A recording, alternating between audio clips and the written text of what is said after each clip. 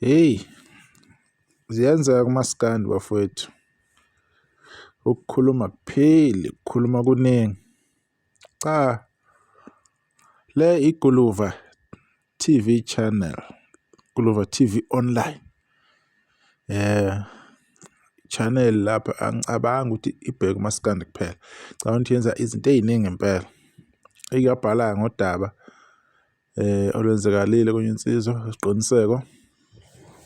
Manje kunamavidiyo ambalwa alokhu wathatha lapha ku-TikTok ezowashare akhulunywa abalandeli ebese-ke yawashare.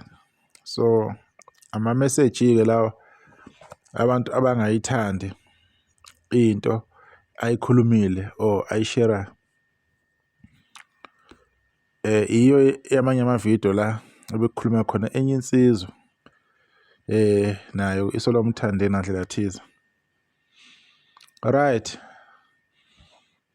inkinga ama-channel anjengoGuluva TV, ama-channel ase-right, ama-channel asephumelele, angasayidingi lezi zinto lezi azongcolisa into enhle ayenzile before. Buka nje lezi nhlambe ey'bhalwe lapho. Siyazi khona ukuthi siyaphambana ngemibono, singaboni ngasolinye. Maningi nje ama-channel abenokuyikhulumela iy'nto zabo ay'thandayo nay'susela engqondweni yabo. Okunye obekwenza lokho ukuthi abantu bayazi ukuthi engagement mhlawumbeni uma ingobani ibaningi kakhulu. Abantu bayathanda vele ukukhuluma ngokhuzana kakhulu because of attraction abantu abayitholayo.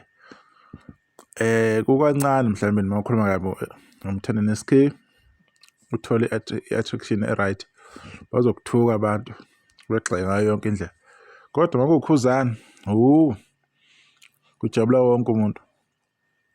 Ukuthi ama-channel masekuleli izinga leli asuke sehambe phambili kakhulu. Ngikuyibizela nje amanzi ngomsele uma usashare lezi zinto lezi ngoba abantu abananembeza, abantu inhliziyo zingaphandle bayathukisa benze yonke into. Nansi ividiyo la cabanga ukuthi uwayishare yabo. Ibe disappointing kakhulu.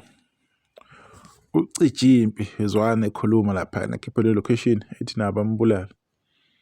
Kuphoxa kakhulu ukuthi as i-content creator, influencer, umuntu owaziwayo, umuntu onamava endimeni na-TikTok, akhiphe lowo mazwi lawo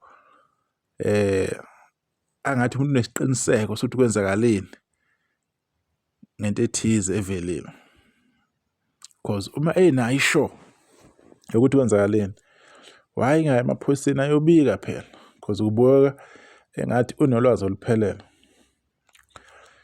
Inzondo ekhona esesinayo ngabaculi abathize iyahlupha ngoba isivala amehlo singasazi ukuthi yiziphi izinto esiyikhulumayo.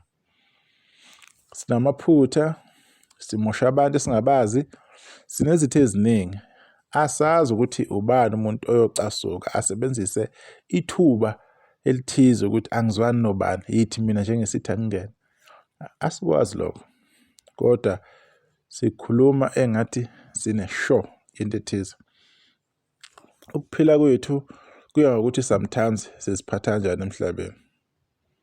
Ukuncipha kwey'nsuku zethu kuya ngokuthi thina uma sikhuluma nabanye abantu noma sihlangana nje sigudlulana ngamahlombe, uphendula uthini kulowo muntu lo. Ngoba abantu abasenanembeza bayahlupha ngempela. Kodwa le content le akuyona eyabantu abafuna ukulungisa, eyabantu vele abafuna ukuphehla udweshu, udlame ukuze iy'nkinga ziye phambili. Ngoba bekhuluma kanjena abantu benza lamavidiyo la, angeke bona bebhekane nalezi nkinga lezi.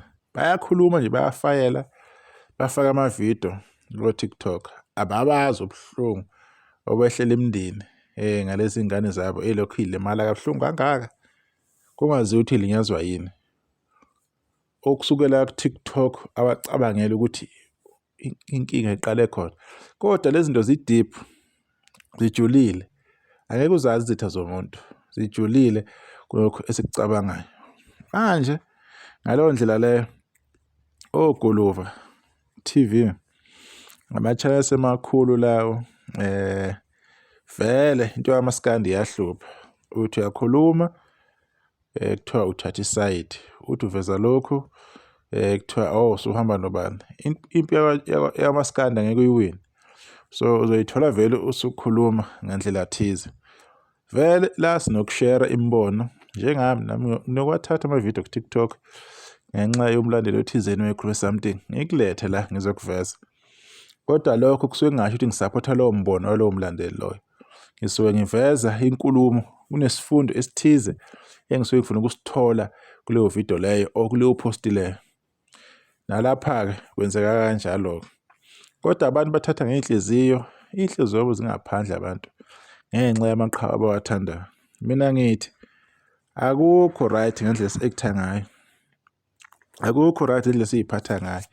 Asibathandeni omaskandi kodwa singabathandi ngey'mpilo zethu sesiy'beke engcupheni.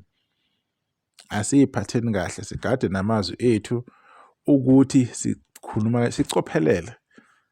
La bantu abanankinga nanokuthi sibathande kodwa singenzi into imindeni yethu ezosala iba nenkinga yayo engeke sikwazi ukuyiphendulela. Mathiwa ndoda ukhuluma kanje online, why wenza kanje? Uthola ukuthi even nezingane zakho angeke zibe proud ngendlela oyiyona online. Ilokho nje kumele sikugade, ilokho nje ekumele sikubheke. Inkinga ke ilapho. Mina ama-video engiwenzayo angithandi lokho ngicofa engathi ngifaka imibono ebhedayo ngesimo esibuhlungu ngoba umndeni nomndeni unendlela odilana nezinto. Nathi sibhizi ngapha siyakhuluma sifaka imibono ethu ebhedayo. Isimo sibe si-serious esenzakalile. Ilokho nje okubuhlungu ukuthi lento sesiyenza ibe ngathi engathi khona sikwazi kangcono ekubeni umndeni kungaphansi kwefu lemnyama. Uyogcina bewanyanya lama-channel esikuwona leyo esiwakhandayo ngenxa yezinto esokusiyikhuluma siyiposta. Engabe siposta into ezokwakha siye phambili kube nokubambisana. Ilokho nje kufunakala la. So abantu banolaka-ke vela bazokusendela ama-message bekuthuka ngendlela abakuthuka ngayo. Benze nje ube lukhuni ukuthi u-understand ukuthi kwenzakalani. Ngifisa ukuthi kungafiki-ke lapho abantu behlise emoya. Kwesinye isikhathi into awuyithandi kodwa mabekhuluma abanye abantu sebekhulumile. Bekuyilokho nje engifuna ukuveza. Nisakahle.